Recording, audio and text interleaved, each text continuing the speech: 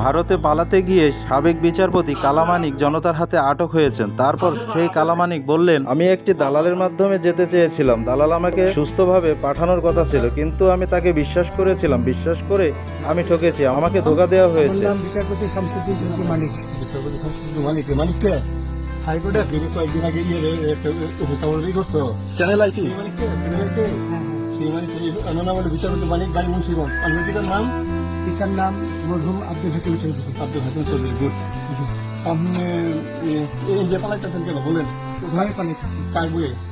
আর প্রশাসনের ভয়। প্রশাসনের বইয়ে ওই একটা মেয়ে বলছিলেন যে ইয়ে যাচ্ছে দীপ্তি চৌধুরী।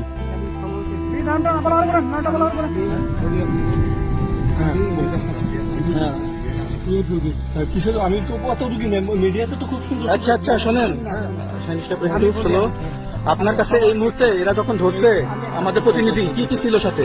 আমার সাথে কি কি ছিল এটা বলেন। আমার সাথে ছিল ব্রিটিশ পাসপোর্ট, বাংলা পাসপোর্ট, টাকা আর কটা ই কার্ড, ডেবিট কার্ড আর ই কার্ড। আচ্ছা, কালকে যে টাকাগুলো ছিল, আজকে কোনো টাকা ছিল সাথে? বাংলাগুলা 40,000। 40 টাকা আজকে দুইটা। কয় টাকা ছিল দেখেন?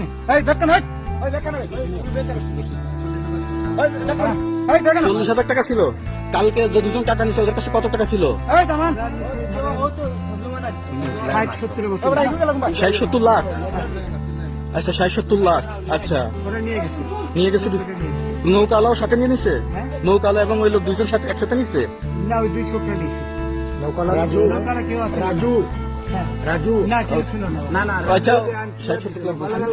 ওনাদের ফোন নাম্বার আছে আপনার কাছে? জানা দিছে?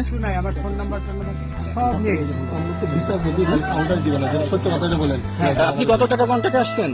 আমি 15,000 টাকা ওদের বলছিলাম, ওইটা আমি দিছি। কিন্তু পরে দুই ছেলে আমার মাইরা ধইরা। এই মাইকটা কোন জায়গায় মারছে ভাইয়া? বর্ডারে আনিয়ে মারছে তারের ভিতরে, ইন্ডিয়ার ভিতরে। আমরা তো ইয়ের নামে আমাদের বাংলাদেশে অনেক ইয়ের নামে আমরা অনেক অন্যায় করছেন, জুলুম করছেন। সঠিক? আমি জুলুম করি নাই। আচ্ছা, এগুলো আইন প্রক্রিয়া চলবে, এগুলো আমরা কিছু কথা বলতে পারি না। চলেন ভাই,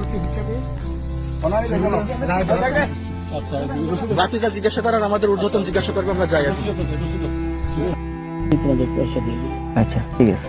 পয়সা আমি দিই, আমার ভাই বোন দিবে। আমরা আমাদের পয়সার কোনো প্রয়োজন নেই, ঠিক আছে? আপনি যদি সেফটি মানে